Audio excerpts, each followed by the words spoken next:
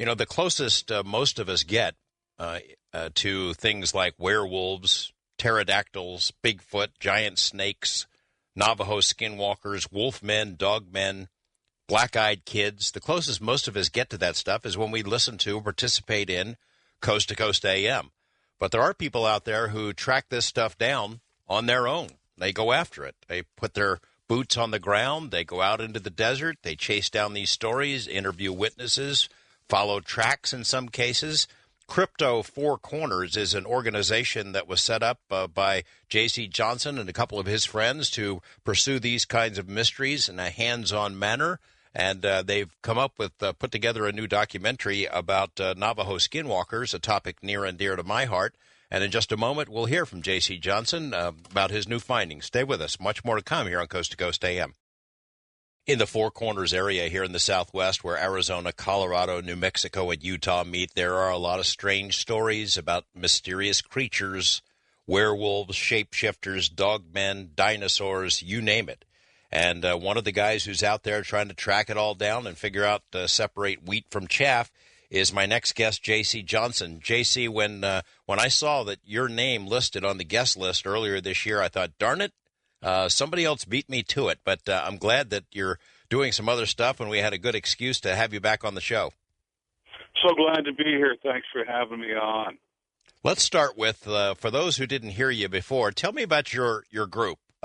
When you founded it, how big it is, and what the general mission is. Crypto Four Corners is something Dave Ortiz and myself founded some years ago. And basically what we were doing, we're getting some videos together, we're getting reports together, things of that nature, just making a good case for what we're doing out here. And we've got dozens of loose affiliations of folks who can get out into the field with us at just about any given time. And it's a pretty loose affiliation. I mean, there's no secret handshake or dues to pay or anything like that. It's just people with like interests. And a lot of the cases that we've gone out and investigated, a lot of these people, as far as I would look at them, are victims, and they're becoming proactive. And a lot of these people actually go out and research with us now because they want answers too, and they continue to look for answers. Seems like a lot of your research, your work, involves Native Americans, indigenous tribes. And I know from working on Skinwalker stories that that's a tough nut to crack sometimes. Somehow, I noticed from watching your latest documentary that you've been able to win their trust, or at least trust of a lot of them, to the point where they open up and talk to you. That's not easy, is it? No, it's not. And I married into the tribe back in 1991, and that was kind of a foot in for me. And even then, you still have to work to earn the trust of a lot of people. And in most cases, when you see our YouTube videos and people are discussing and talking about the things that they're talking about, they're venting a little bit too, and they want to share their stories. And a lot of the old-timers in the Dene Navajo think tank, most of these situations, if you talk about them or bring them up again, they'll come around. So they're very reluctant to talk about it. So these are, in most cases, especially with the older Navajos, a really unique opportunity when they will come out and talk about it. And, of course, we've got Leonard Dan. He's affectionately called Chief Dan. He's our Navajo elder and tracker, and he has opened a lot of doors as far as people coming forward and talking about things. And he's been very candid also about his experiences and his knowledge in the Skinwalker realm and some of the other realms that we work in and investigate in. Well, in particular, in Skinwalker, I tell you, we ran into brick walls. You just mentioned that term, and people clam up. I mean, maybe that's where we start our conversation, is telling me what Skinwalkers are and why Navajo, Hopi, and others, other tribe members would not want to talk about it. Once again, it's another taboo subject. And I'll kind of go back to some roots here. And what I am told and what I've been told time and time again, Skinwalker, the practice, the Yanaplushi, used to work with the people. And most Navajo consider themselves Dene, which means the people. Navajo, the word itself, is kind of a derogatory term given to them by the Spaniards, which could mean literally translated knife or thief. So it's not a very flattering name. So these First Nations people, typically, I would like to see them draft back to their old name, what they called themselves, the people, the Dene. But going back to the Dene, Skinwalker used to be an art and a practice that worked with and for the people. They would send Skinwalker out back in the days of the conquistadors and their quests out here in the Southwest. They would send them out in an animal form where they could sneak up on the conquistadors, the Spaniards, and try and figure out what their plans were for the next day. When were they going to attack? Where were they going to move to? Things of that nature. And later, they went out and they spied on the cavalry, the white man, and so forth. When we see the big change-up come with this type of practice is after they are released from captivity at Fort Sumner. And a lot of the Navajo diet, they didn't have white flour. They beat corn down and made corn products and things like that. But after their incarceration with the white men, they had an affinity for flour, and that's where, they came back and they wanted the flour. They wanted the coffee. They wanted all the things that they had learned in captivity. And your traditional Navajo dress for the elderly women and some of the younger folks who are traditional is the blue velvet. And the blue velvet comes from kind of copying the cavalry uniforms. So we've got a lot of bad things that come from the incarceration. Also, when they come back, they've learned about property. They've learned about property ownership. They're a whole lot more attuned to what possessions are and things of that nature. So when they're given these plots of land back on their old, basically their old land, kind of scattered out, and they were told where to go, they had learned a lot of bad things from the white man. So those who still learned and knew how to do the art of the Skinwalker, they were employed by others to go and do spying gigs on why does my neighbor have more sheep than I do, or why this, that, and otherwise. So typically the Skinwalker was used for nefarious things after the incarceration, and it got worse and worse to this day. Yeah, the research that we did for our project some years ago was that the Skinwalker, to become a Skinwalker now, you had to kill a member of your own family. It was a dark thing. It's an evil sorcerer to change shapes, to become a shapeshifter, and have the ability to change yourself into an animal. You had to do something really bad. Absolutely. You have to kill someone near and dear to you, and if you can't kill them, bring them into the practicing elders. They'll kill them for you. You just have to be there to witness it. And if they find the body pleasing, some of the elders might practice some necrophilia on the corpse. From there, they'll go and eat some of the softer tissues of the body. From there, they're going to make potions and powders, and nothing goes to waste. And they'll make little darts that can carry poison out of the bones. They use everything.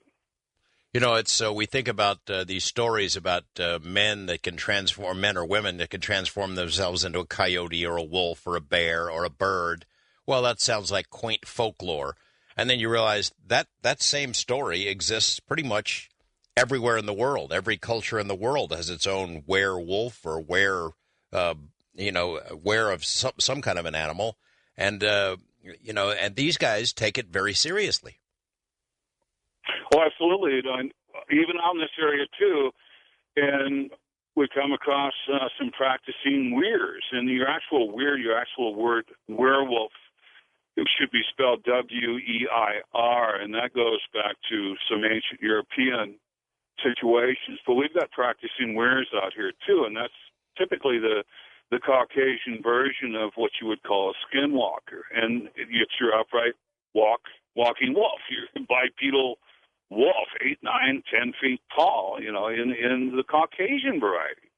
And 90% of what I've investigated over the years in the Skinwalker genre has been something with the appearance of an upright walking wolf also. So there's some kind of extreme connection to a wolfen variety with this evil practice, whether it be Skinwalkers or practicing weirs. Tell me this, have you ever seen one of these things, a wolf on two legs or a dog man, anything like that?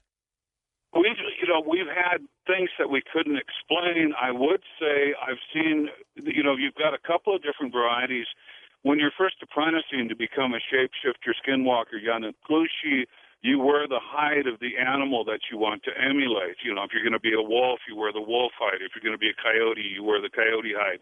If you're going to be a bear, you wear the bear hide. So we have had people in bear hides, animal hides, that type of thing over the years.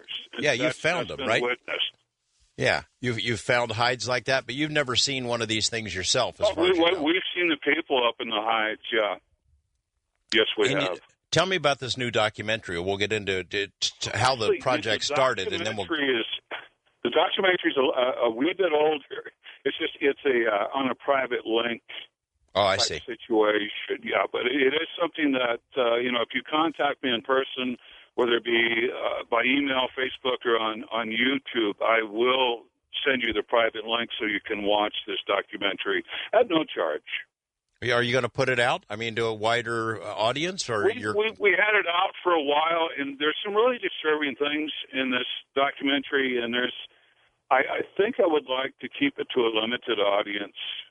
Okay, well, let's start with some of it anyway. There's a place called Skinwalker Canyon. Where is that? That would be in the Four Corners area, not far from Farmington, New Mexico. You have a guy, a Navajo tracker named Darren, who's one of your principal witnesses. He had an encounter with something. Can you tell me basically what it was? Yeah, this is something that's come up time and time again. I think he had his encounter well over, oh my goodness, probably 10, 11 years ago. But when this thing stood up, and it was about 8 or 9 feet tall, it was stalking his wife out in a very remote area on the reservation. And when it stood up, it was about 8 or 9 feet tall, covered in hair, and it had like ram horns that came off the side of its head, kind of like a goat man. And it was just huge, and it was very frightening. Now, he was there with a rifle, and he slung out three slugs to the chest area. It slouched over, but it was able to leave the area, and it jumped over fences and careened up a hillside. And he heard about 2 or 3 days later that some medicine man had died of a heart attack. And he connected the two. Sort of, kind of connect. I mean, it would be conjecture, but he found it rather strange. And we've got some other stories, too, where, somebody has shot some strange-looking weird thing, and suddenly someone is having a funeral or something of that nature. It's all open to conjecture, but there was a few stories out there. So he tells the story that there was something trying to get into the house to get at his wife and son, a creature that was on all fours, and then it stood up on 2 legs, and it was really high, and he shot 3 times into its chest, poof, and he saw the puffs coming out of the chest. Yeah. And then this thing... Also, in the documentary where they're talking with the uncle, he had seen this thing over by his wood pile, laying down, resting. So I don't know if by association with an umbrella description, if this was a cryptid critter, that's where we have to be so careful by association. We don't know. So I am kind of putting it in the Skinwalker genre. Wasn't there something? How else to explain it? Yeah.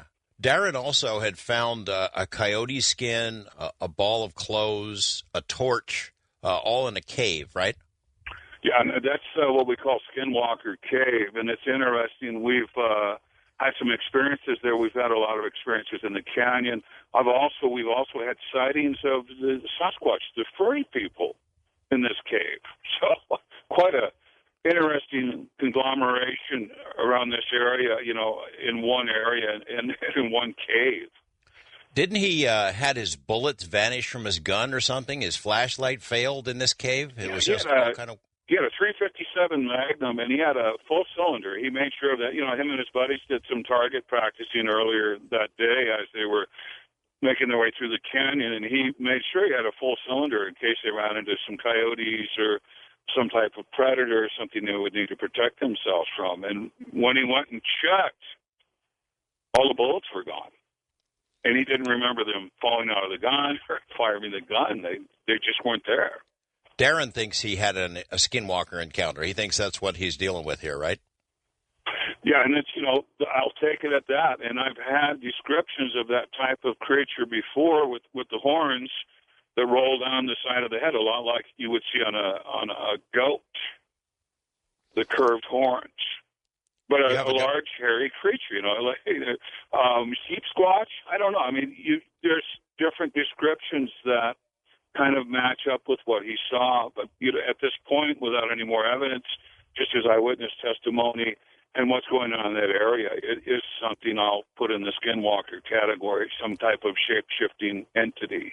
Did you call it sheep squatch? Like sheep squatch? Sheep squatch. I did see, I believe it was on Monsters and Mysteries in America, they had a sheep squatch on one of their episodes, and I'm like, that sounds a lot like the thing Darren shot, and a lot like the thing that a lot of people have relayed to me. They've seen something similar in that nature. So, did you say that in that same cave that someone had seen Sasquatch or Bigfoot? Was that you or somebody else? Well, yeah. In brief, I had a couple of young men contact me several years ago, and I was following up on whatever I could follow up on with time and resources and everything of that nature. And these young men contacted me and talked to me about a group of men had got together and they chased what they thought was a skinwalker into this cave. And they had guns and lights and everything else, and they were going to dispatch this skinwalker. Well, it disappeared in the cave, and they never saw it again. So I'm like, this is interesting. I'm going to go check it out. And these young guys took me out there. And the first thing I noticed about the cave when I got up to it is the entryway had washed out, and it looks like a lot of water would run through this cave during heavy rain. Well, somebody built up the front of the cave with mud and hands. It took hands and mud to build up this part of the cave again. And I was looking at the mud, and it was huge handprints that had packed this mud back in place to make a little bit of a wall there. So I backed out. I had an investigator coming from Denver the next week, and I wanted him to document the cave with me because, I was thinking at the time that Sasquatch has been coming through here and probably laying low or whatever, but I didn't want to disturb anything until the investigator got out here. So we backed out, and we had the sun hitting the front of the cave just right when we were in the vehicle, and a figure walked right up to the entrance of the cave, and he was a gray figure, by all intents and purposes, typical Sasquatch, if you will, and the sun was hitting his eyes just right, and he had red glowing eyes in the cave. Jeez. What year was this? I think it was 2006. And then looking at the back of the cave, we got the binoculars out, and the sun was hitting the cave just right. Looking at the back of the cave, there was a huge-bodied person back there, furry person or Sasquatch, if you will, toward the back of the cave that we could barely make out. But the one that was up toward the front of the cave was gray in color, and he was moving back and forth. And furry people, is that a common name among the Dene, or is that your term? That's my term. What do they call it? Sasquatch? Dene would be Yetzo. Right. Kind of like Yeti. Same kind of term, but Yetzo, and, it could be a large, furry something. And typically they don't talk about Bigfoot, Sasquatch. There's a lot of genre attached to that. We've got game wardens out there who we regularly run into. One of them believes that if you see a Sasquatch, you'll die a year later. Oh, boy. He's been out there for 27 years, and I guess in his mind he's been fortunate enough to never have a direct sighting in all his years of being a game warden. All right. Music is telling us we're going to take a break. When we come back, I want to tell the stories about that Ivan who saw something like a kangaroo, except this kangaroo had fangs, and it was pretty spooky. Going into the break, J.C. Johnson is my guest here on Coast to Coast AM. Tongue-tied and twisted. David Gilmour wrote those lyrics and this song, Learning to Fly, back in 1986. I'm not sure if you know this, but he is a licensed pilot, and that was part of the inspiration for that Pink Floyd tune there.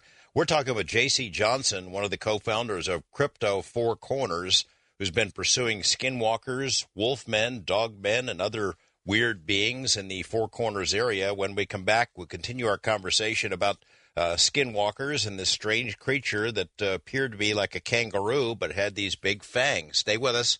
Much more to come. I mentioned about J.C. Johnson putting together this documentary program, this video about Navajo Skinwalkers, and one of the witnesses he interviews is a guy named Ivan, who had a pretty interesting story. J.C., can you tell us the story? Well, this is another one of the things where there's a potential there is a cryptid involved, but the circumstances around a lot of these cases are so frightening, whereas, you know, if you had a cryptid species out there, typically I think they would avoid human contact, yet these things are coming in and torturing and terrorizing people. And, you know, a kangaroo with great big fangs, well, a big fluffy kangaroo or a big fluffy bunny, you know, the hopping variety is something that's reported again and again out here. And even Chief Dan, going back with Leonard, one year just around Easter, he got a hold of me and he said, this large 8 or 9 foot long rabbit looking thing crossed the road, and he took up an entire lane of the highway, and I had to stop and wait for him to hop across the road. I kind of tongue in cheek, I go, Leonard, Easter's just in a few days. I mean, you know, are you seriously? And, you know, he drew a sketch of it and everything. He was very serious about this large rabbit. I mean, probably 6 feet tall at the shoulders and 8 or 9 feet long. Just a huge cavity creature that resembled a rabbit. Maybe it was a puka, Harvey. Right. Yeah, who knows? I mean, you know, if I was going to be a skinwalker and go out and terrorize people and kill people and stuff, I would take on the most efficient form possible. And I would typically think that's why we see more wolfen varieties in that aspect, because of the fear factor that, you know, an upright wolf would put into you. A giant Easter bunny isn't going to scare me as much as, you know, a wolfen variety. You say, unless this guy drew the worst lot of the skinwalkers. Okay, you're going to have to be a rabbit. Sorry, dude. You know, I'm going to be a wolf. You got to be a rabbit tonight. I don't think so. So it just makes you wonder if some of this, if we're not being careful enough and not researching enough, if we're grouping a lot of the genre into an area of skinwalker, we might actually be dealing with some type of cryptid. And believe me, we're aware of that. And we just have to take all the reports and try to figure out everything as best we can. And then compile a list of similar creatures being sighted by other folks and areas where they're sighted, what the activity was, what they were doing, what the creature was doing, things of that nature. You know, you compile things like that, and we try to come to some common denominators. We don't have all the answers, but at least we're out there asking the questions and talking to the people and getting their stories. In this story, he tells in the documentary that you put together, he says he heard the dogs barking outside, and he looks out to this peach tree, and there's what he thinks is a bear underneath of it, and this bear takes off in the other direction, and he sees skin flapping behind it. What's the significance of that? Well, and later he finds out, because I guess he'd hired a medicine man to look into this. And later he finds out it was a lady skinwalker dressed in a bear hide, according to him, with what he's talking about. And for whatever reasons, she was there harassing them out on their farm. Now, in his position, he's got some acreage, he's growing some crops. I think he's probably running a few cattle, too. And he seemed to imply that somebody might have been jealous of him and hired this lady skinwalker to come out and harass him or, you know, watch him. So this comes up again and again in the witnesses you talk to, is the idea of jealousy or internal rivalries, or that being related to skinwalkers, meaning you've got a problem with somebody else in the tribe, you hire a skinwalker either to watch them or harass them or give them a bad time. Or kill them. You know, that happens quite regularly. They, you know, they can cut your brake lines, things like that. They'll do modern mafia techniques to take you out, too. You know, they don't have to turn into a wolf and rip your head off. They can do other things, too. And also they've got a powder, I call it the mummy powder, and, you know, because there isn't I don't think there's a better description of it, but they can blow this powder in your face, and it depends on what kind of concoction they've come up with. But a lot of people become numb and become very open to suggestion, and that they'll follow these skinwalkers. Come with us. Come here. Come there. Or they can blow a powder in your face and completely paralyze you, and you'll be completely conscious, and you can watch them as they rip your entrails out, and you can't do a thing about it because you're paralyzed. So they do have some different potions, powders, and formulas for whatever it is they want to do. One of the interesting things that happened last summer, we were up on the Carrizo Mountains, which is near the Four Corners area, very, very well near there. And we'd had a camp up there for a couple of days, and we were tearing camp down, and Leonard Dan, Chief Dan, our Navajo elder, had a dart shot at him, and it just missed him, and it went into his tent material. And so he brought it over to me and showed it to me. I said, oh, you shouldn't even be touching that. But what they'd done is they'd taken a porcupine quill, and they had filled the hollow part of it with probably some type of neurotoxin. And we don't know what it was, and it's out for it to be analyzed. But, you know, thank God it missed him and didn't hit him. Well, it kind of reminds me of... We didn't find any footprints. We scoured the area. Nothing. You know, and they could, you know, a blowgun, maybe 30 yards? And some of these blowguns, I mean, you know, I don't think you're going to get much over 30 yards with accuracy. And we scoured that area. There was no footprints in the area other than ours, so I don't know how they delivered that dart. That story you're telling me about powders, it reminds me of the zombie powder that is used in Haiti. Remember the serpent and the rainbow, how they turned people into zombies. And people made fun of those stories until some Ivy League guy went down there and investigated it. Absolutely. You know, and I bet they've got, you know, they've probably come up with some neurotoxins that the Department of Defense would love to get their hands on. Yeah. You know? Well, this one does this, and this one does that, and this one does this. You know, and I got a report just a few days ago from a YouTube viewer, and he was out walking around at night outside of the campsite, and he was there with some friends, and he just particularly likes to go out at night, and he's very stealthy, and he's Native American, and he kind of likes to sneak up on animals at night to see how close he can get to them. And he was looking at this plant, and he looked down at this plant, and he didn't recognize it, and he was very curious about it. And then he heard someone call his name, and he looked over, and he was at least a mile from his camp, as he recalls, and he saw one of his friends sitting on a rock, motioning for him to come over. And sitting next to him, not far away, was another one of his other friends. And this guy was looking at the ground and not talking. And so he's like, how did you guys get here? And he's walking up to the first friend. And without saying a word, when he got close enough to him, this guy blew a powder in his face. And then he said, I just felt helpless and open to suggestion. And they told him to come walk in the desert with them. And he was following them for a period of time, and he was zombie state type deal.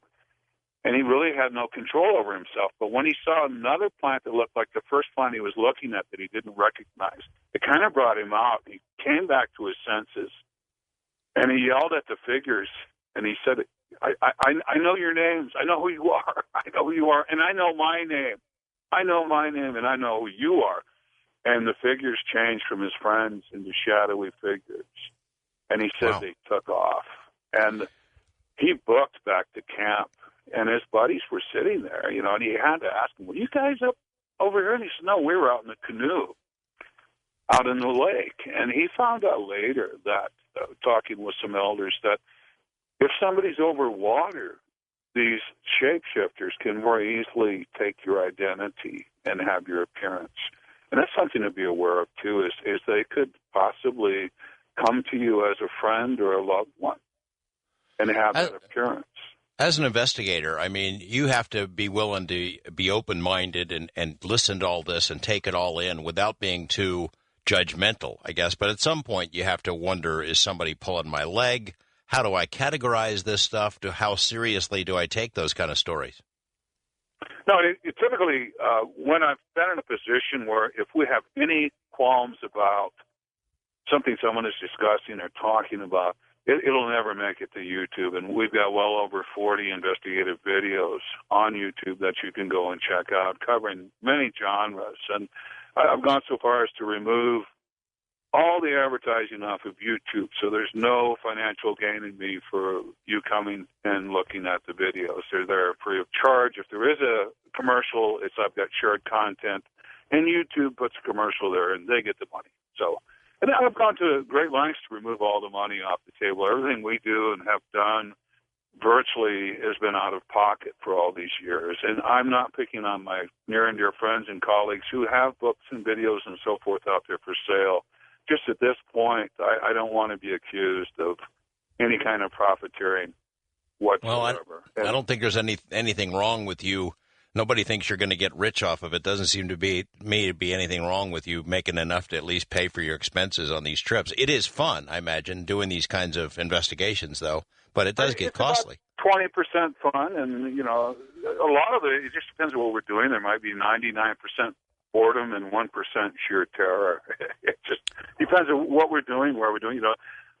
Typically, as of late, my interests have been in the smaller family units of the furry people, the Sasquatch, and I'm really interested in that because there's a whole different social cycle with these smaller family units over some of the larger clans and so forth, and that gets complicated. Well, let's talk about that a little bit. You had a... Well, number one, I would like to thank you for your support. As you probably well know, I was involved in Dr. Melva Ketchum's genome study. Yeah. And I would like to thank you for your support and for all the help that you've been and for the information you've helped share, and I really appreciate that. Well, let's talk about it a bit.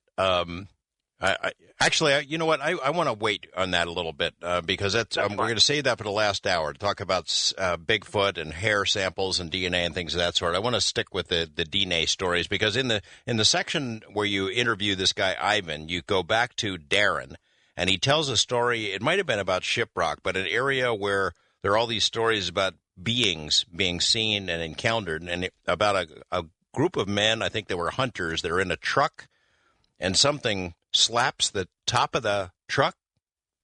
Yeah, you remember this story? Pretty well pounded in the top of the truck as they were driving by. They boom, boom, boom, smacked down the hood. I mean, I've got a friend of mine. We're talking about mysterious things. I had a friend of mine. He's up in Colorado, and a family. They're in the suburbs of Denver, and they had some Sasquatch coming in, pounding on the walls, terrorizing. They've got some young girls and terrorizing the family at night. So my friend, he went there to spend the night, and he was up on the top floor, and he had some gear and equipment up there and looking out with binoculars, and he kind of laid down, took just a little cat nap, and he heard the girls downstairs, and it was about 3 a.m. And he goes downstairs, and the girls are playing with a Ouija board. He goes, "Where's your parents?" And then, our parents are out right now, but they'll be back. And he goes, "Do they know that you're playing with this Ouija board?" "Oh, yeah, they think it's fine." He goes, "I don't. And you know what? I'm getting out of this house. And you tell your parents I'm sorry and I want to talk to them." Well, he gets out and he gets in his truck. And when he turns on his light, there's 2 Sasquatch standing near the window, looking in at watching these girls. And one of the Sasquatch turned around, and he's got a big cow pusher on his 4x4 truck. And it picked up the front of his truck by the cow pusher and dropped his truck. And the other one came over, and he kind of lifted up on it, but he didn't pick the truck up off the ground. But he could tell they were irritated. And, of course, my friend could not wait to get out of there. And I asked him later, I said, do you think that kind of activity with the Ouija board, did that bring these furry guys in? I mean, what do you think? And he says, "I don't think they liked it. I don't think they were approving of it." And he said, "That's probably the activity that's been bringing these furry people in." Well, if there's a connection between a Ouija board and these furry people, then these furry people are not necessarily flesh and blood beings. I mean, what's your take on that? On Sasquatch, on furry people, are they the same thing, and are they flesh and blood, or are they something else? Well, number one, we've got to go to the origins of everything, and that's where I like to start. And I've got to find out where things come from. Why are they this way? Where do they come from? And we do have some really strange things with the Sasquatch people. We've got something we investigated earlier this summer, we had a track line, about a half a mile of Sasquatch prints, really decent ones. And he goes from a 5-foot stride to a 7-foot stride, and then the track line suddenly stops, disappears. And Navajo Criminal Investigations was out there. The Navajo Rangers were out there. I had Chief Dan out there.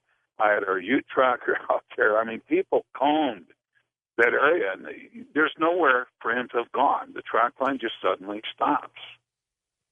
And we can't explain it. And that's happened to me before, and we've come across situations where we've got a few tracks, we get on a trail, and it stops, and there wasn't anywhere for them to go. Beam me up, Scotty. I don't know, but we can't explain it. So, there's some weird things. And, of course, I work with a lot of people who telecommunicate with Sasquatch, and that's something that I don't know if it's infrasound. I can't explain it, but, they hammer on me, too, and they try to get inside my head. What is it? Is it infrasound? I mean, I want to be the first mind of science in all of this. I really do, and that's where I have to stand. But there are some really strange things to these furry critters that we can't explain. Definitely. Well, we'll talk about that a bit more in the later part of the program about Bigfoot and Sasquatch, the lack of evidence, the lack of body parts or bones or things of that sort. I mean, it bothers some people so much to the point they don't even want to talk about it. But let's stick where we got to go to a break in a couple of minutes, but I want to at least get started on this next witness who's tells a chilling story, Amelia. And you interviewed her when she's, I think, 20 years old. She's telling a story about something that happened to her several years before. But when you're evaluating the credibility of a witness, I think somebody like this, I found her to be very credible in that she is telling you a story, something that happened so long ago, and yet she's still frightened. You can see it in her voice and in her face and mannerisms. She's still messed up about it. Well, absolutely. And that was the most pleasant story she could tell me. At least in this story, nobody died, nobody got ripped in half. It was the nicest story she could tell me, and I wanted something kind of appropriate, at least for people to look at for YouTube. So that's the story we chose to tell. And what I find disturbing is it was her grandmother behind probably most of it, a family member. And this is something I run into, and I find it so disturbing. And even as of late, I mean, I've got people contacting me who've got family members that were practicing or are practicing. And what happens, once you're into the Skinwalker cult, you have to bring the rest of your family in as members. And if you don't, they become sacrifices. Well, tell the story that she told. Because there was some kind of a creature that was terrorizing Amelia and I guess... typical left kids left home alone, and on the reservation by age 7 or 8, you can pretty well babysit yourself. Go out and butcher a sheep, get the water, and chop the wood. It isn't like this 9-year-old girl at the time couldn't take care of her cousins and siblings, and the parents were out of town, and left the kids there alone. And I believe it knocked on the door, and she went to the window, and there was this wolfen-type creature, and she could see its breath on the outside glass through the window. In some Native American legends, a skinwalker is a person with a supernatural ability to turn into any animal that he or she desires. To be able to transform, legend sometimes requires that the skinwalker wears a pelt of the animal, though this is not always considered a necessity. In a moment, Haas Lors joins us. We'll be talking about Skinwalker Shards Linger, a new work on Coast to Coast AM. Haas, welcome to Coast. How are you? Excellent. Thank you for having me tonight. My pleasure. And that little clip we heard about this Skinwalker movie, you don't have anything to do with that, do you? No, I don't have anything to do with that. I have read the book. Awesome book. Very, very interesting. But no, I'm not associated with that in any way. And, of course, your work, Skinwalker Shards Linger. Tell me a little bit about how you got interested in this. Was it being on the reservation? Did you see something? That's a great question to start out with, because my students would tell me, I spent time in Pinon, Arizona, which is kind of the heart of the Navajo reservation. My students always joke because the It's where the road ends on the reservation, quite literally, the paved road. And my students would tell me about skinwalkers, and I was incredibly skeptical. And, you know, I'd been raised in Ohio, and I was just kind of like, yeah, right. I just had no, you know, I just didn't believe it.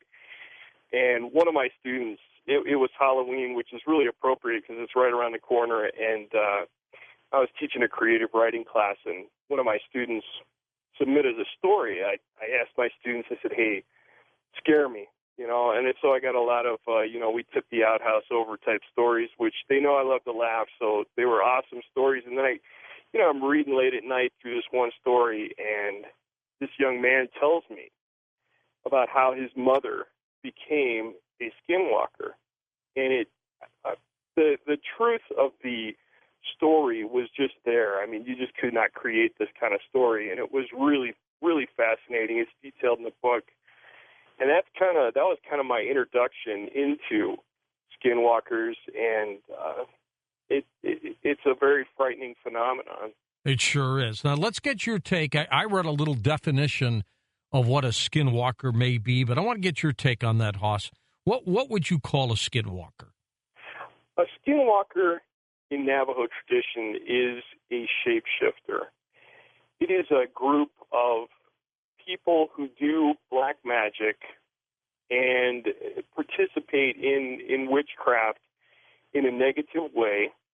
And like you mentioned, the pelt of an animal can be used. It could be a wolf, a coyote, a dog, a bear, crow, owl.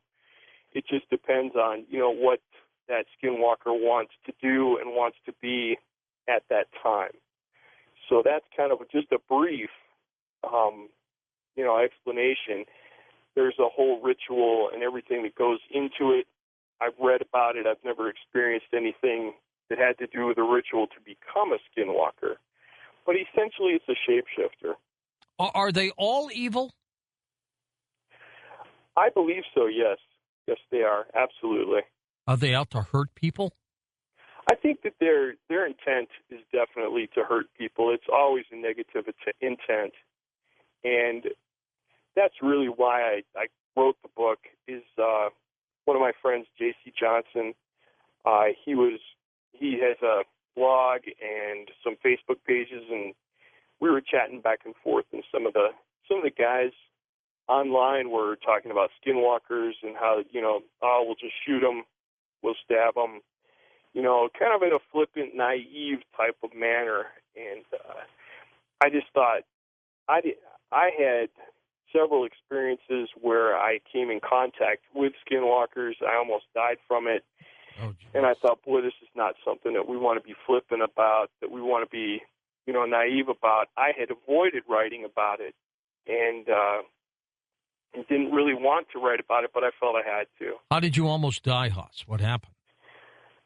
Oh, that's jumping ahead in the story, and that's a great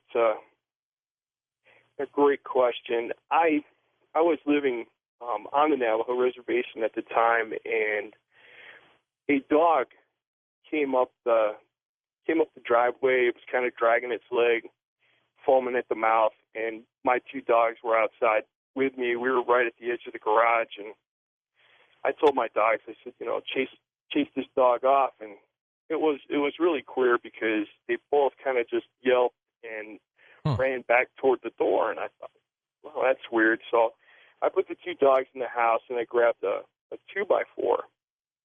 By then, the dog that was dragging its leg, foaming at the mouth, it came into the garage, and I thought, oh, you know, there's a lot of kids there, and so I thought I'm just going to hit this dog over the head with a 2x4, put it out of its misery, and just figure, you know, everybody's safe.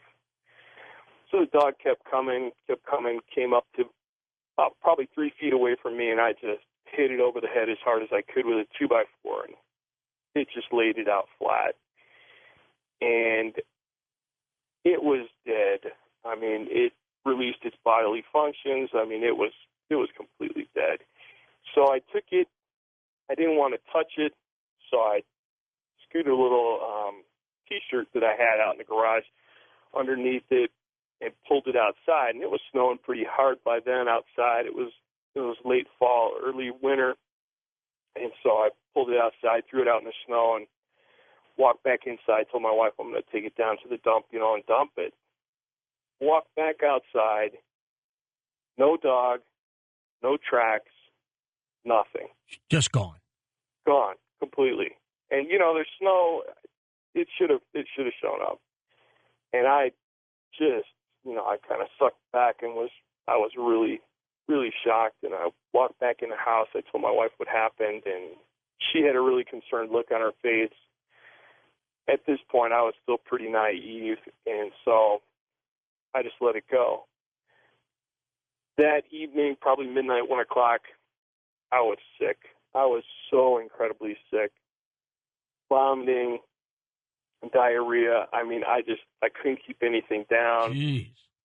I was just a mess. I had a grant that was due the next day. I was doing a DARE grant for Navajo PD in the school, and I was like really frantic. And the next morning, I was still real sick. The wife went to teach school, came back that evening, and I was curled in a ball on the bed, and I was barely functioning, barely alive. I mean, I couldn't see anything, couldn't do anything, and she really grew concerned. She went to the next door neighbor, and Chris Cody was my next door neighbor, great guy, and he comes over and he goes, "Hey, you need to go to a medicine man." Being the naive white guy, I mean, I'm always the naive white guy. And I assume there were no hospitals nearby. No, there was nothing, and probably the nearest hospital was probably about an hour and a half away, 2 hours away in Flagstaff. So. And I'm not sure you could have taken the car ride there. No, absolutely not. And Chris came over. He says, "Hey, Jeff, you need to go." And I'm like, "Oh, I can't. I don't believe in medicine men. I don't believe in any of that stuff. I just, I don't want to go anyplace. I'm just going to lie here. I'll be fine in the morning." He and my wife and his wife and his son, they took off, went out to this medicine man in Sabadelkai, and they got there, and Garnet just looked at them, and he says, "Hey, where's Haas? What's going on here? He needs to be here. If you don't bring him, he will be dead in the morning." Oh, my God. And I'm like, I'm still at home. How does he know? And you feel like you're dying, right? And I'm feeling like I'm on. All I was doing as I was praying, I was just like, I'm ready to come home because I did not want to live. I had absolutely no desire to live. So they drive about 40 minutes back, 35, 40 minutes back. Chris comes in and he says, "Hey, Garnet said you need to go. You need to come see him. That's all there is to it." And he's lit a fire. He's ready for you. I know you don't really believe it, but, you're going. You're going. Yeah.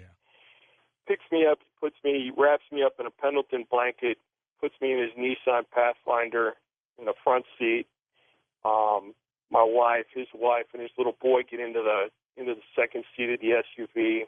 He takes off, still snowing, and takes me out there. Honestly, I do not remember the trip out.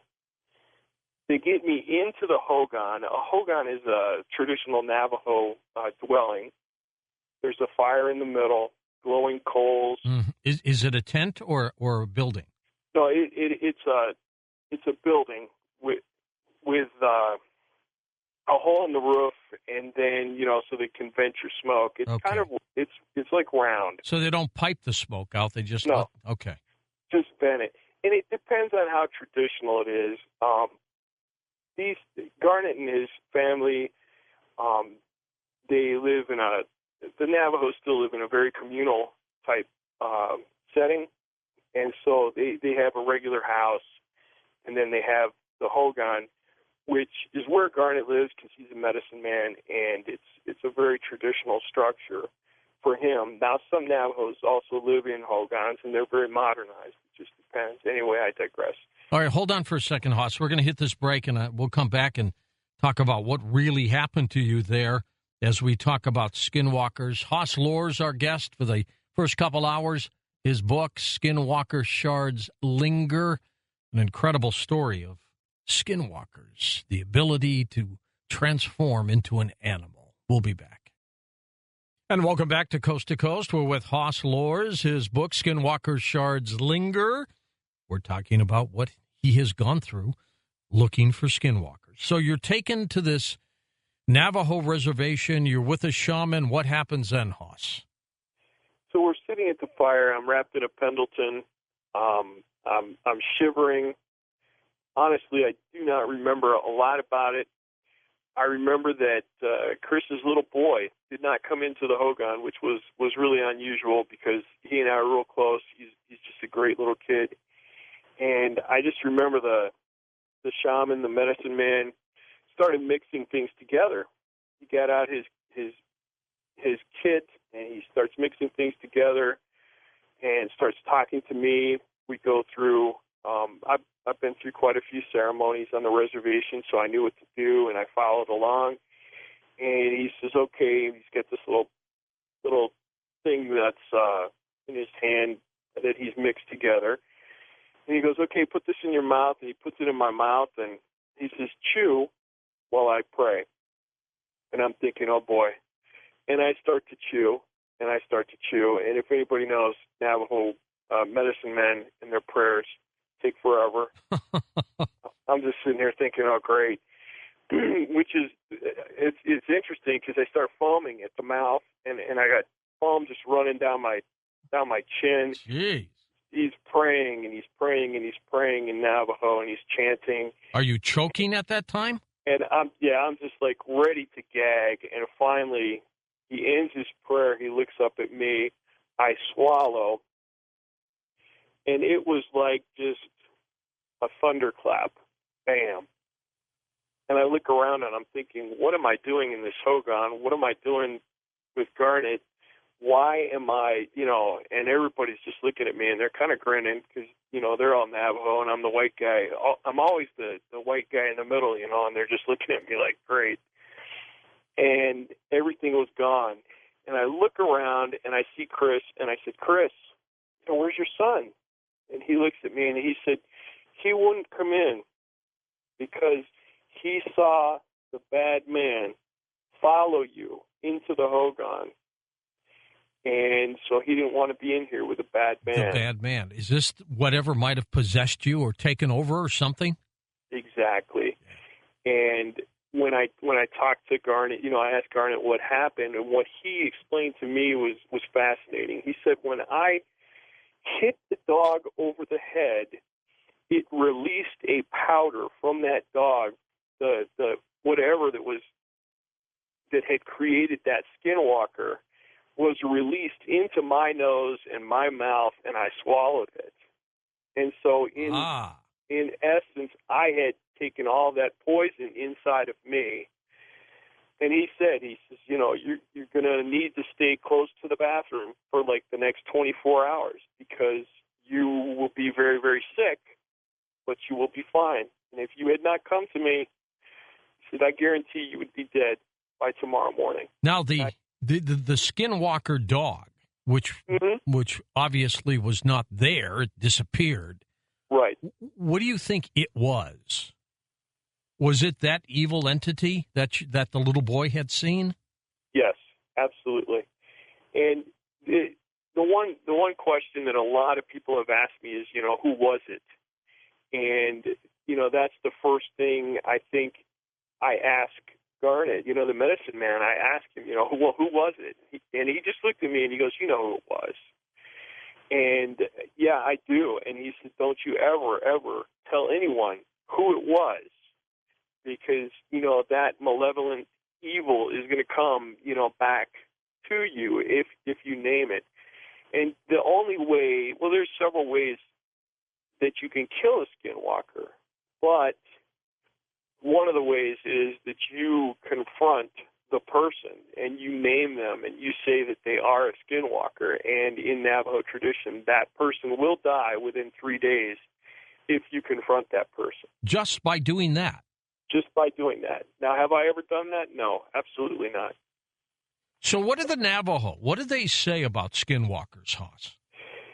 I got a call a couple weeks ago from a professor at Dene College in Saley. Dene College, Dene is the name for Navajo in Navajo. So Okay.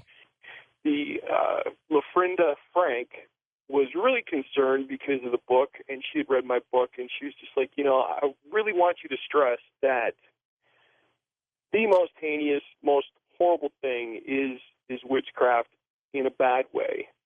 And Skinwalker is the culmination of, the worst portion, small, little, tiny portion of Navajo culture.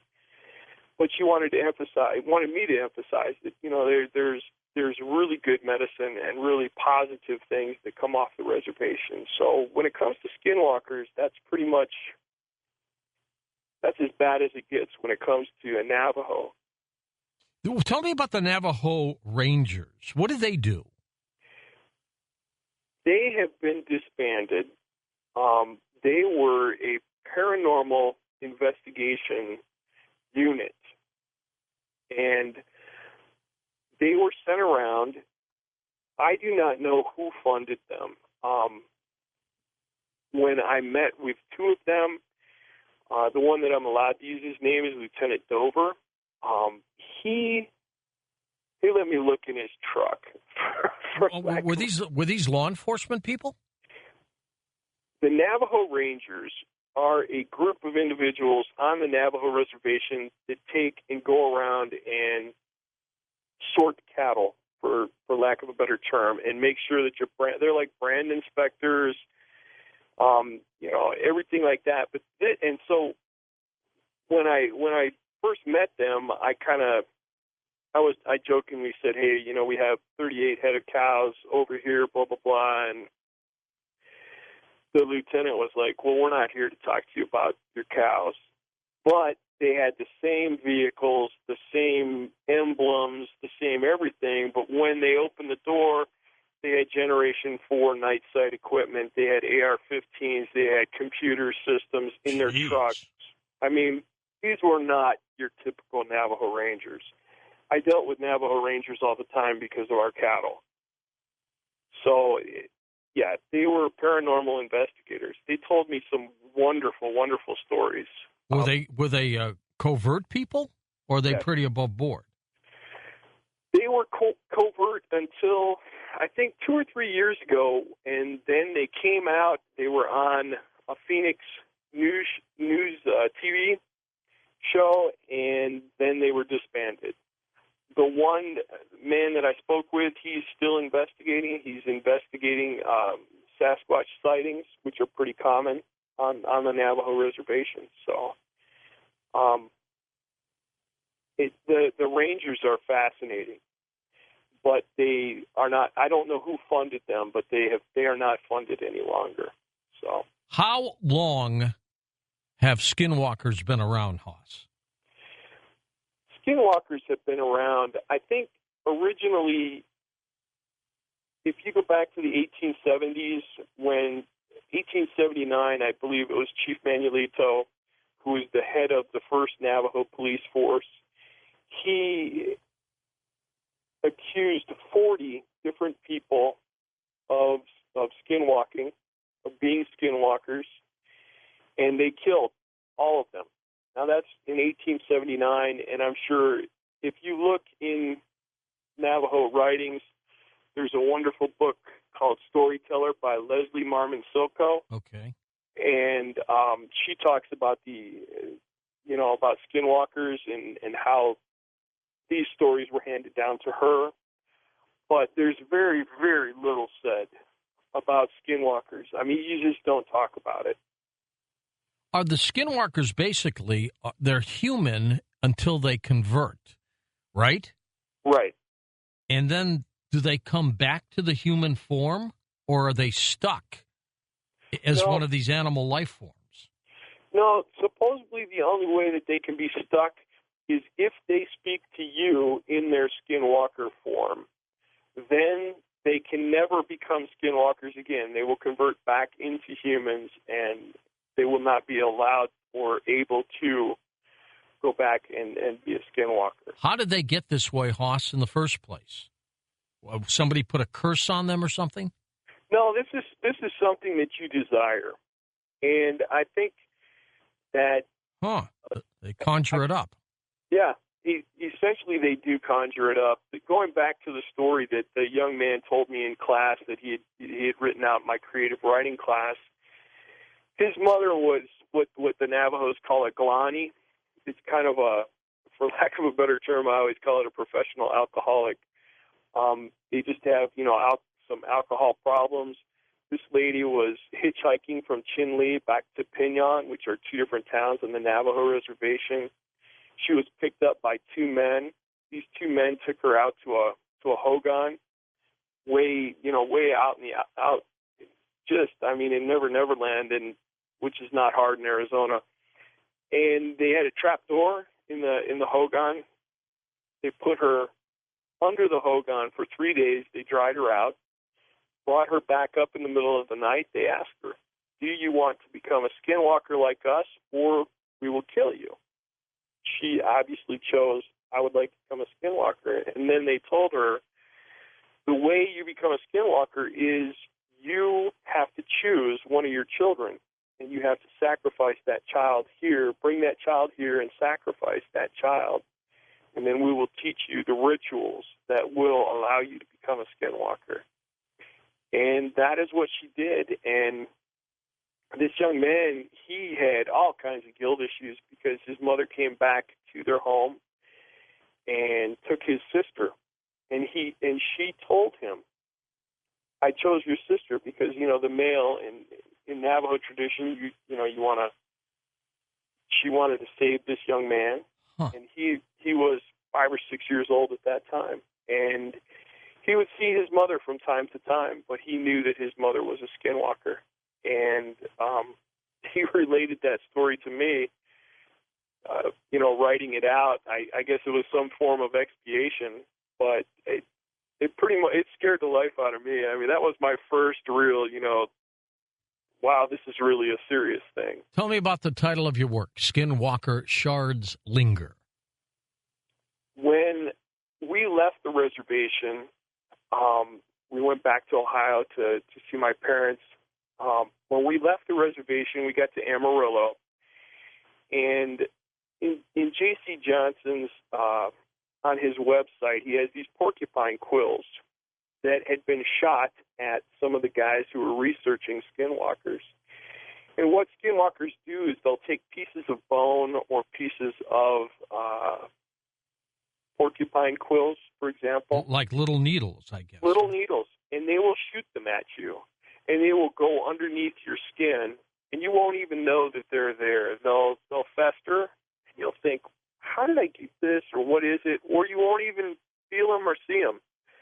But that neurotoxin or the witchcraft festers inside of you, and that's when you have to go to the medicine man to have them taken out. Oh, my. So I got to Amarillo, and I look at my ring finger, and there's this huge piece of bone coming out of my ring finger, and that is where I got the shards.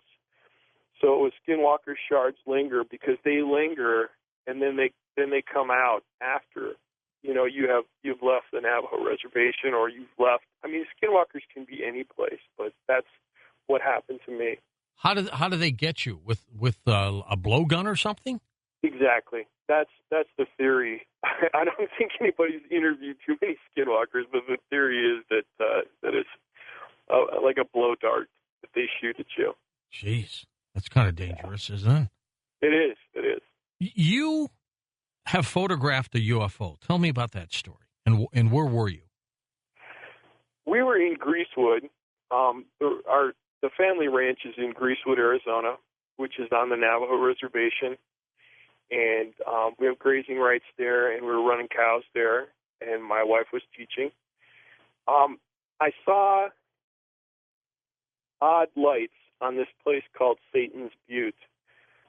Beautiful name, appropriately named. And there's a lot of Navajo stories.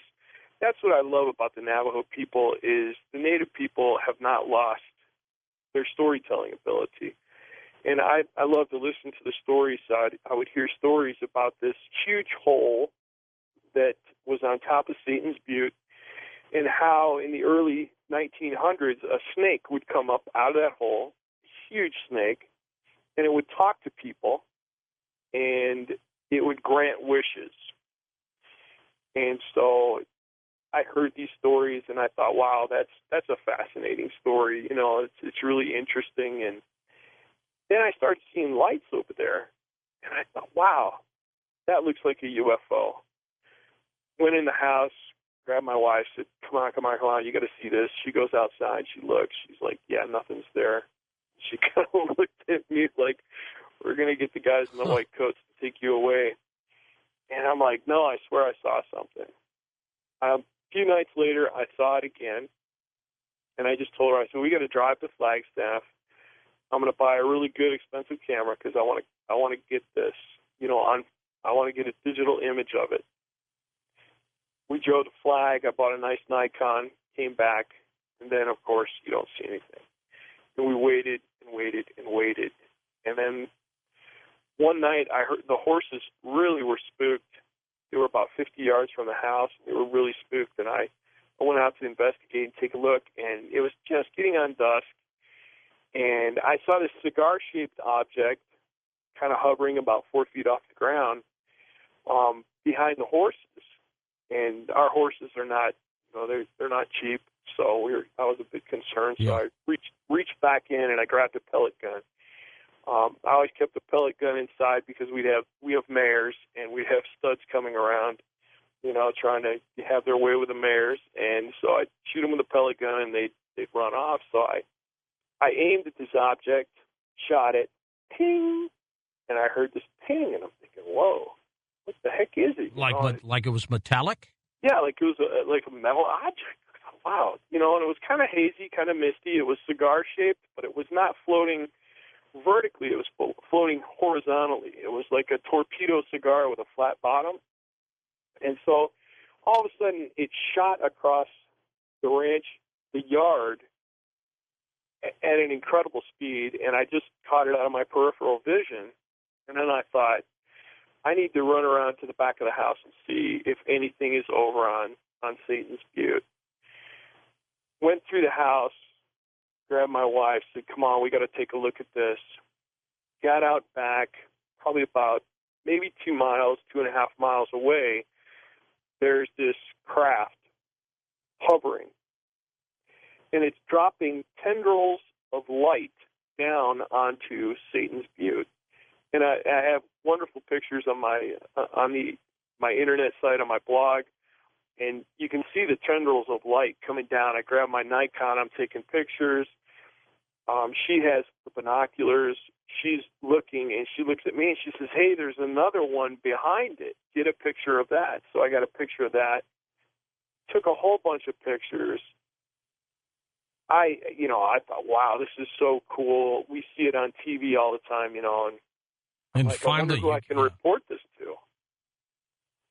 And I looked it up on the internet, found MUFON. Sure, the Mutual UFO Network. Absolutely, and I thought, well, man, I gotta email these pictures in the morning. So, emailed the pictures in the morning. I get this call within 10 minutes. That fast? That fast. I mean, just bam. And Haas, describe this UFO that you photographed. How big was it? It's hard to say because it was probably about 2.5 to 3 miles away, but it had to be huge. Was it like one of those triangular-shaped objects? It was more of a round cylinder with red flashing lights going around, and yet it almost seemed like it was on fire. It had a if you look at the pictures on the website, you can understand it and see it. But it was almost like a fire that was dripping tendrils of fire down onto Satan's Butte. So it was I was told afterwards that Bigelow came out and they investigated the site. They found the touchdown site, there's pictures of that on the website. It was interesting in that respect that they were interested enough to, first send these federal officers out. I'm assuming that they were federal officers, these Navajo Rangers. I'm guessing, but I called down to MUFON. Catherine Mancini called me back. She asked me if I'd be willing to do an interview that evening. A man named Dominic Mancini called me that evening. Related to her, no doubt? Yes, that's her husband. Okay. And he interviewed me for about 2 hours, and it was grueling. I mean, no offense, but I didn't take it real serious. When I was taking the pictures, I thought, wow, this is really cool. And, all of a sudden I get this call, and I mean, it was hardcore. Oh, they take it pretty darn seriously. They do. And I have nothing but respect for Dominic Mancini and what he does in his research, and I was just kind of blown away. So, I sat there for a couple hours on the phone. My wife's out riding. I'm sitting there on the phone for 2 hours, and it was real fascinating. Then I get an email, and all the email is in the book. I kept all my emails, documented it, and he said, hey, there's going to be some guys there, and the next day we get a Black Ops helicopter going, right off the deck across our house. And we live in the middle of nowhere. Greasewood is in the middle of nowhere. And I'm like, whoa, wait a minute. And then we had another one.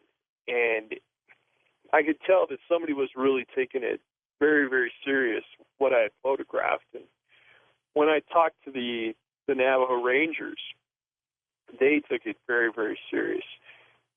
They had run the photos through some kind of computer analyzer and come up with things that they did not show me, but they were real serious about it and serious trying to find whatever had touched down. So, I was amazed because I didn't think it was that big of a deal, and obviously my pictures generated a lot of interest, and they generated interest right up to the History Channel. The History Channel had called Dominic Mancini and talked to him about doing interviews and stuff like that, and that was about 3 years ago. So. That's pretty impressive, Hoss. Yeah. Now, have you ever taken a picture of a skinwalker? I have not, but one of my good friends, Danny Henson, he was the local UPS driver. He drove out of Holbrook, Arizona, and he drove for probably 30 years up onto the Navajo reservation, and we became good friends. And he stopped by the house one day. He says, I got the most bizarre story to tell you, Hoss. And I'm like, okay. And tells me about seeing two wolves that were just beautifully groomed early in the morning. He goes, I had to stop. He goes, I stopped. I always carry my digital camera, leaned out, snapped 2 pictures of them. He goes, and I drove on. I drove about 25, 30 miles up to Forest Lake, and there's these 2 wolves. They looked identical to the ones I had just photographed. So I pulled over, and I took 2 pictures of them.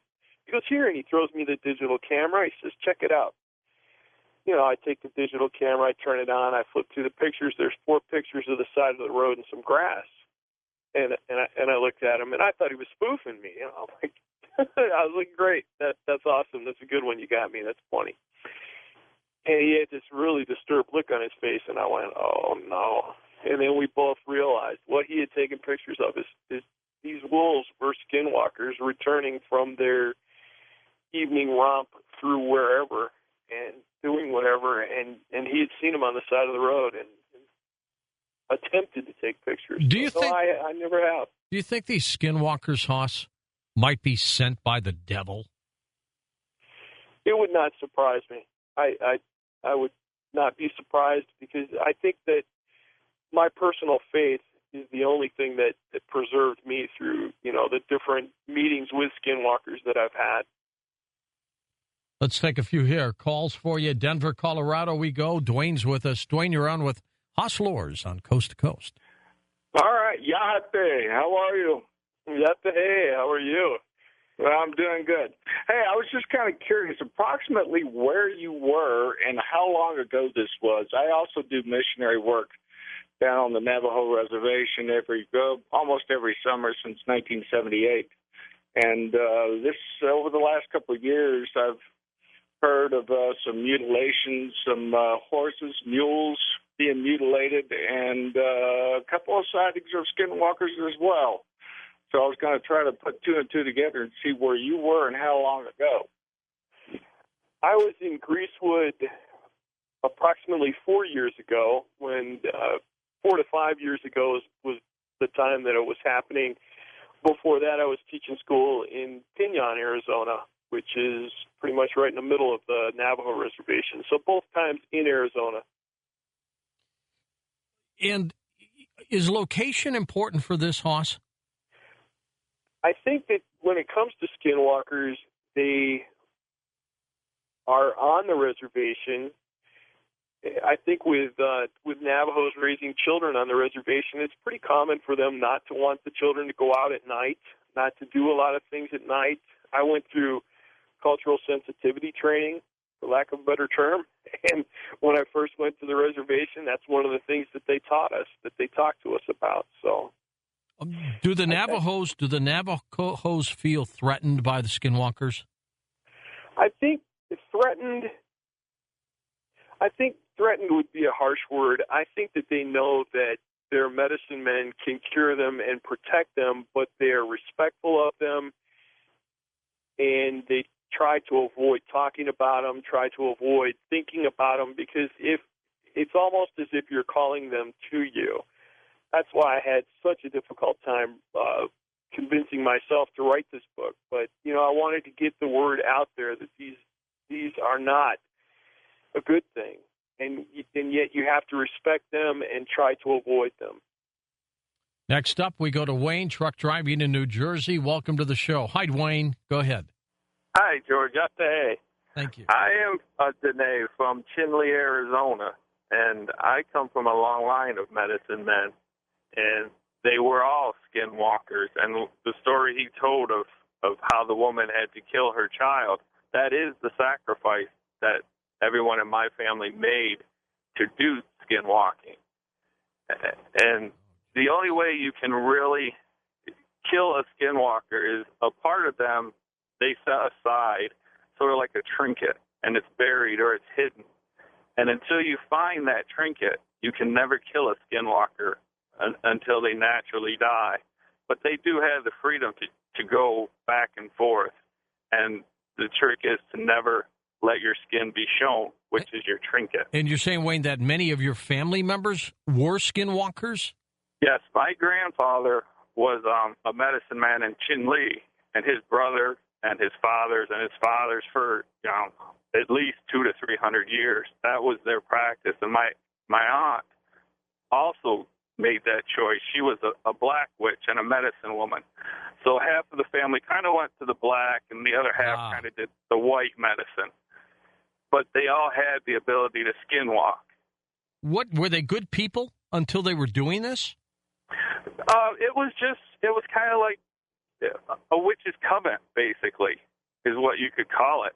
They got together and they practiced medicine as skinwalkers, and they freely traveled in whatever shape they chose. Like my grandfather chose to be an eagle, my aunt chose to be a wolf. So that was the way that they presented themselves to each other. But you would say that most of them were or were not evil? It depended on the medicine that they chose. My grandfather and my aunt chose good medicine, but the other side of their family chose black medicine. So it was kind of like, I guess you could equate them to voodoo. Yeah. They were the ones to go to if you wanted to do something bad to someone else.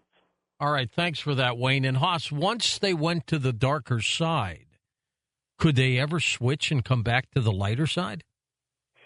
I can't answer that question, but my guess would be no. I doubt very much if they could. Once they do that, then that's it for them. It's pretty much sealed. I think, yeah. I think if you kill a family member or sacrifice a family member, that's pretty definitive. When these skinwalkers attack people, do they use special methods to do this, or do they just attack like an animal would? I have two answers to that question.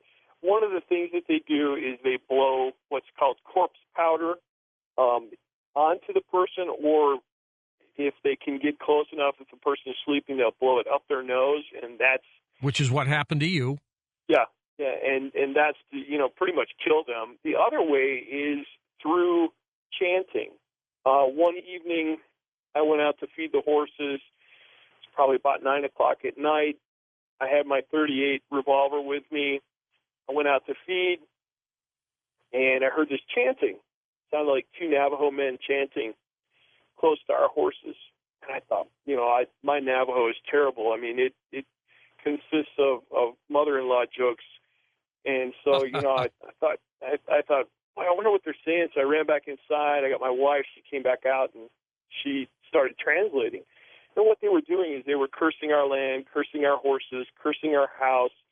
My wife ran rodeo all over the United States. She was a barrel racer. She still is. And so, they were really putting a real bad curse on our home and our horses. And so I have a pretty bad temper. So, boy, I climbed right up on the horse panels and called them out, and I pulled my .38, and I was just like, look, don't sit here and be chanting and, doing all your Navajo witchcraft stuff. Face me face to face, because, I want to see who's cursing me. And I got my .38 sitting there, and I'm thinking I'm all cool and I'm all tough. And these two wolves that were like half men, half wolf came up out of the ground. Their eyes are glowing embers. They're looking straight at me. And I leveled my .38 at them, and I went click, click, click, click, click, click, click, 6 clicks. Not one of my .38 shells fired, and poof, they were gone. And I went up over that panel, took off after them. I don't know what I was thinking. And the next morning, everyone always asks, did your .38 misfire? No. The next morning, .38 was fine. Can I explain it? No. So, long answer to a small question. Sorry. What do you say to some people who don't take these skinwalkers seriously? They think they're a joke, a game. Come out and live on the Navajo reservation. I took it as a joke and a game at first, too, and I really did not believe, but I think our society is so numb because of all the different horror movies that we watch, that, a lot of people just don't really take it serious. Do some people think they're not evil? I don't know. Honestly, I don't know. I think that people that would think that they're not evil would be those that are tending towards that kind of skinwalking activity. Let's go to Louis in El Centro, California. Hello, Louis. Go ahead. Yeah, hi. How you guys doing? I had a question as far as the physical process of skinwalking. I wanted to know the transformation itself. Is it spiritual? Is it astral projection?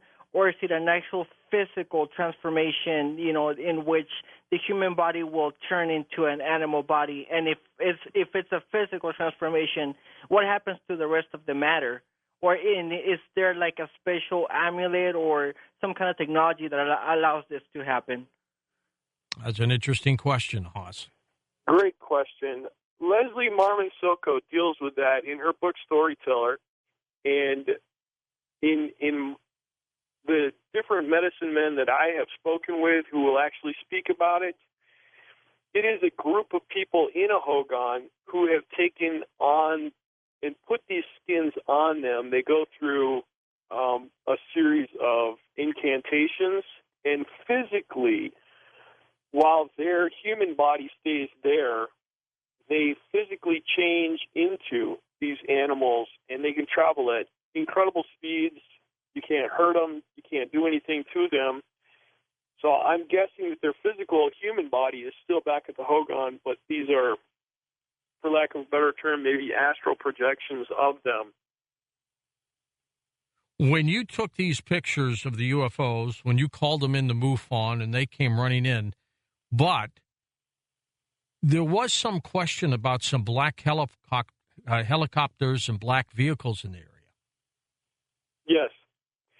Who sent them?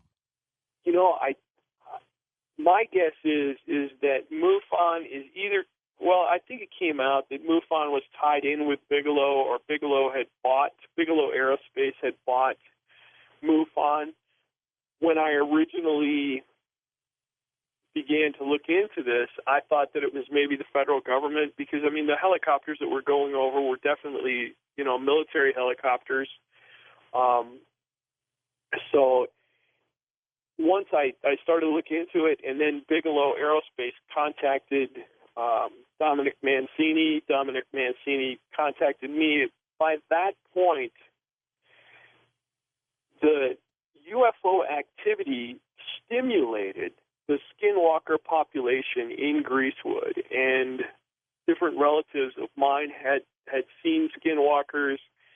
They were concerned about my safety. I had a medicine man from the family come over and talk to me, and he was very, very concerned about me. So I don't know where the Black Ops helicopters came from, but were they following you? Well, yeah, because I was out on the ATV, you know, herding cattle. I was at the house, and they would find me, and so I didn't understand what they wanted to see from me. When we come back in a moment, Haas, I want to ask you what you think these Skinwalkers are, what their sole purpose might be, and, of course, we'll finish up with some final phone calls with you. Split show for you tonight. We've got Haas Lors as our guest right now. His book, Skinwalker, Shards, Linger, and he was talking about how they use blowguns to try to weaken you, and then they take over. If you need to email me, that's George at coasttocoastam.com, and we shall be right back on Coast to Coast AM.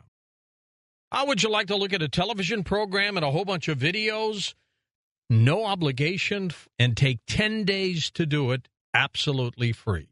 You can when you go to our website, beyondbelief.com, and look at our TV show and all the other videos. And coming up this Halloween, it's witches on Beyond Belief. So just go to beyondbelief.com. And welcome back. Haas Lors with us, of course, talking about his work, Skinwalker, Shards, Linger. What are they, Haas? What are the Skinwalkers? Haas is gone. We have to find him again. So we will go to a few calls while we find Haas. Welcome back to the program. Hello there, James. Haas is gone, but you're here. Hello, George. How are you doing? Good. How are you? I'm fine. From one Navy man to another. Good. Thank you. Yes. I was going to ask Haas if the Skinwalkers were connected to, we would classically call the lycanthrope, the werewolf. I mean, the incantations that he was talking about was much the same way. Unlike what you see in the Hollywood movies, the guy getting bit by the wolf and all that nonsense, but the original European one who practiced lycanthropy would coat themselves in an ointment, wrap themselves in a wolf skin, and then do some kind of incantation where they would physically take on the manifestation of the wolf or a bear or whatever. I think you're onto something. Next hour, by the way, we're talking with Vala Ventura about werewolves, so I'll ask her that question. I think you may be onto something. Forest by painting, and so I've studied European and Asian, but I've very rarely touched on the American Indian or Native American beyond a couple of Jim Chee novels about the Navajo police officers. You know, it's fascinating that these creatures have this ability to shift this way from the human form. It's kind of scary, isn't it? Well, yeah, but the thing is that I don't think it's an astral projection from what I could gather from the Jim Chee novels. They actually would take on the form of the animal and move about. No doubt about that. They wouldn't, become a two-legged wolf man or a giant-sized wolf or something, they would become a regular size and could attack people and do things of that sort. Well, as we know, the Skinwalkers take all kinds of shapes of animals. Hoss Lors, I think, has departed. Something's happened to him. We don't know where he is. Maybe he's a Skinwalker, and he's taken off. But we'll take your calls. We'll keep all the lines open for you. Andy is in Baltimore, Maryland, east of the Rockies. Andy, welcome to the program. Hello, George. How you doing? I'm doing fine, Andy. I had a couple of questions for your guest, Haas, about the Skinwalker. I was curious if he felt that dog targeted him, and I was also curious when he hit the dog with the 2x4, if he felt that, the dog, maybe the Skinwalker entered into him, and that's what made him sick. I think that's what happened. I don't think it was a real dog because he couldn't find it afterward. It just disappeared. So whatever it was took the shape of that kind of an animal and came at him. Wow, it's definitely interesting. I also wanted to say I love your show. I'm a little disappointed you didn't run for president. We got stuck with Obama again. I don't know if I would have won, Andy, but what the heck. All right, thank you so much. All right, you take care of yourself. Yeah, we're going through an incredible times right now, aren't we? Hey, by the way, this gives me a chance to tell you about Ghost to Ghost on Halloween night. We will have 3 to 4 different segments of a 4-hour program, and by that I mean we're going to have open lines, we're going to have your calls, but I'm going to have a special ghost topic for you for hours 2, 3, and 4, and I'll announce that with a special hotline as well. Those of you who still want to send in some ghost stories, because we may call you in addition to you calling us, that's ghost stories at coasttocoastam.com. The cutoff for all of those, that's tomorrow. So if you have a great ghost story and you're going to try to call us, but if you want to hopefully ensure that we call you, ghost stories at coasttocoastam.com. Let's go to Heath in Mesa, Arizona. Welcome to the program. Heath, it's your turn. Go ahead. Hi, George. Hi. Hey, I had a question for your guest there. Yeah, he's long gone. He's become a Skinwalker, and he's gone. George, I've waited almost 35 years to find this out. This is one of my earliest childhood memories. But long story short is I have a little bit of Indian blood in me, and we grew up in New Mexico in a little town. And I remember one night, I must have been, I would guess, 3 or 4 years old, but I was in bed, and I was asleep, and I felt something looking at me, and it woke me right up, and I knew something was outside the window looking at me, and I was just frozen solid, and I looked over at this thing, and it was the best way I could describe it is it was just a hairy man with red glowing eyes, and I just was hoping Haas could give me some inside stories on that. Well, I think we may have him back on. Haas, do we have you? You have me. Where'd you go? I don't know. The whole house shut down. The dogs went crazy outside. All the lights shut down, and my phone went out. You talk about this is weird. Out. This is strange. And I was right in the middle of talking to you about what you think they are, and then poof, off you go. Yep. But I just had a call from someone who said that he had an encounter with a very large, hairy type-looking creature, more like a man with red eyes, has no idea what it is. Have you ever come across anything like that? It sounds so much like what was out doing the chants near our horses. The eyes were glowing. I mean, they were like coals looking up at me, and they were large. They were hairy. They looked half man, half wolf, kind of a wolf head with the glowing eyes. In my experience, I would say you probably had an encounter with a Skinwalker. Now, as we were talking before you disappeared on us, these Skinwalkers, just what the heck do you think they are? They're not human, but they take human form. They start as human, but they don't end up that way. What are they? I think that there's some kind of they're a way for an evil spirit or a demon to unite with a person to carry out, bad deeds. I know that on the reservation, I've been told several times that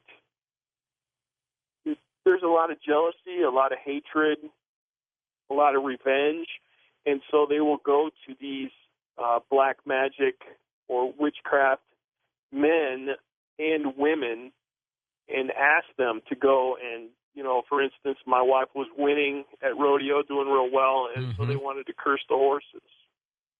Huh. I think they're used in that respect. They don't seem to like anything. No, they do not. But, on the flip side of that, there's medicine men that can do wonderful healing, not just dealing with skinwalkers, but do physical healings, hand tremblers.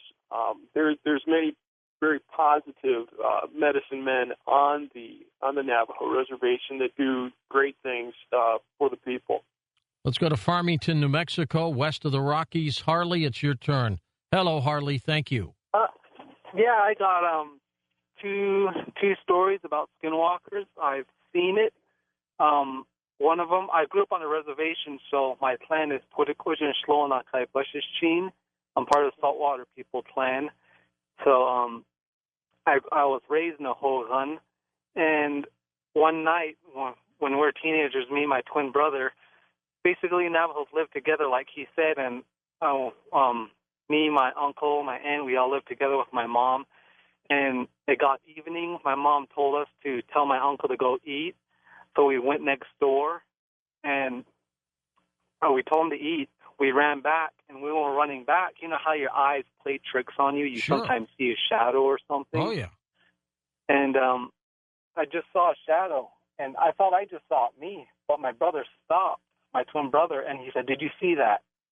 I just freaked out. I was like, no. I was playing dumb, and I was like, I couldn't have seen it. You couldn't have seen it, And we ran back, and my brother told my mom, and he said, I saw something, and I was just playing dumb. I didn't want to believe I saw it, but he saw it too. And they went outside, and the path between our Hogan and our house, my aunt's house, is just about a maybe 7 foot path between there, an open gap where we go through to go to my uncle's house. And coming from that direction where this skinwalker ran, coming from that same direction towards that path was the biggest, fattest rattlesnake I have ever seen. And it was heading right for that path. Oh, boy. And my aunt and my mom knew it. She said, and my brother was out there. I didn't want to go back out there after seeing that, whatever ran, but they saw that, and my brother was pointing in the direction my mom was telling him, and later on my brother told me, he said you could see some, like a shadowy head just peeking out with eyes looking in that direction. And Hoss, do they ever take on the shape of a rattlesnake? I believe so, yes, absolutely. I think they can take on the shape of anything that they so desire. When they're in this mode, this skinwalker mode, can more than one person see them? Let's say you see them. Can your wife see them at the same time? Absolutely, yes. When we were driving back to the ranch one evening, there was my wife and her two sisters were in the truck with us, and we were driving back. All three of them saw a skinwalker. They all exclaimed, they're all freaked out and saw the skinwalker. So absolutely, yeah. We've got a few more calls here to go in the time remaining. Ashley's in Detroit, Michigan. Hello, Ashley. Go ahead. Hi, Mr. Noory. Howdy. Hello. Good to have you. Hi. Haas already kind of answered my question. I was going to ask if he had done anything to, interrogate, these people to, basically curse them or whatever. But I also wanted to ask, do you think that this is just basically, or do you think that that's the only purpose that they use this skinwalking thing to do is to curse people? Or do you think they also use it for good in any way, maybe? Yeah, is there any good here at all, Hoss? I haven't heard that from you. That's an excellent question. Thank you for asking it. I did hear a story from a medicine man, and originally it was used for good. It was originally given to the people, to the Dene people, to be used for good. So I think that, yes, there are good people that use it. It was originally given for a man to travel a great distance to get an herb for his dying child and bring it back. That was one of the stories of the original Skinwalker stories. So that's pretty much the only positive thing that I ever heard. This Skinwalker trailer that we keep hearing on the program, this movie that's coming out on Halloween night, sounds like it's going to scare the living daylights out of you. I can't wait to see it. I'm really planning on that one. Do you know of any episode where somebody has actually been killed due to a Skinwalker? Personally, it's something that I would really rather not talk about. So I would say yes, but it's something that I'm not comfortable talking about. Okay. Can I ask you why you're not comfortable? You don't have to get into the specifics. Because it's a relative. Okay. Absolutely. Understand. Yeah. You got it. Let's go to James in Mayor, Arizona. James, thanks for calling. Go ahead. Hi. My name is James. I was when I was about 18 or 19, I was just walking to a friend's house in Rogues Hollow, Ohio. It's northeast Ohio. Yeah. And, I was walking by this place. People used to talk about these wild dogs there, but when I walked by there, it was at nighttime, and I was just enjoying myself looking up at the sky. And these dogs, from smaller ones to bigger ones, up to about 15, and these 3 giant ones were behind me. And I knew that I was going to have to, I didn't have a knife or anything.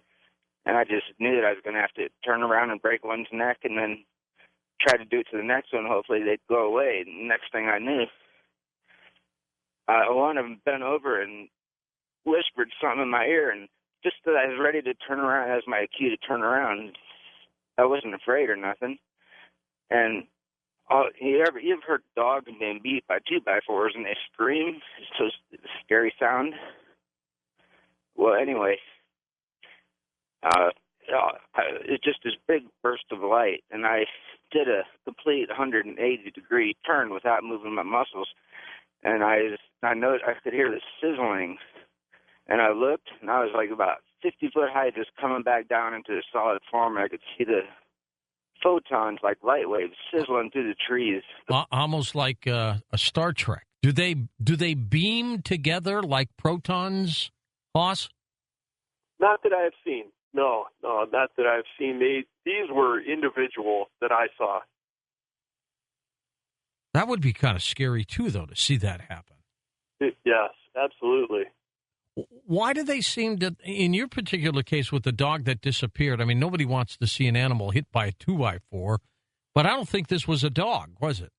No, absolutely it wasn't a dog. And I know it probably sounds crude, but, we're ranch people, and so when a dog that obviously has rabies has to be put down, I'm usually the go-to guy. You got to do that. You got to protect yourself too. Yeah, and we have a lot of kids, nieces and nephews. So we don't personally have any kids, but our nieces and nephews are there, and so you have to put it down because you don't want them to be infected.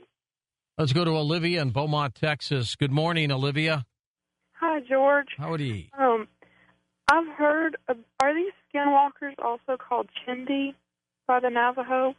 Excellent, yes. They are. Yes, that's. There are several words, but I never speak about them in Navajo because if you say those words in Navajo, that's to call them to you. And why do you ask Chindi, Olivia? When I was a kid, I would read books about the Navajo in our school library, and I had read about those, and I always believed them. I had a question. Are there also, have you had any experiences with yays? Because I read about those, too. They're kind of these positive divine spirits that live in the desert. I have not had any experience with them, but I have a wonderful rug that was woven by a lady in Blue Gap that depicts the gods of the Navajo, the holy people. And so, yes, I've had interaction with that. That's completely on the other side of things, which is a wonderful, wonderful side of things. Where do we get your book, Skinwalker, Shards, Linger, Hoss? You can get it on Amazon.com. I'm not out to make money, just out to get people to kind of understand the Skinwalker process. Well, I would guess I guess you don't want to be confronted by a Skinwalker if you don't have to. No, absolutely not. I don't blame you at all. Hey, thanks for the interview, and I'm glad you came back wherever you went, huh? Absolutely. Thank you so much for this evening. It was great.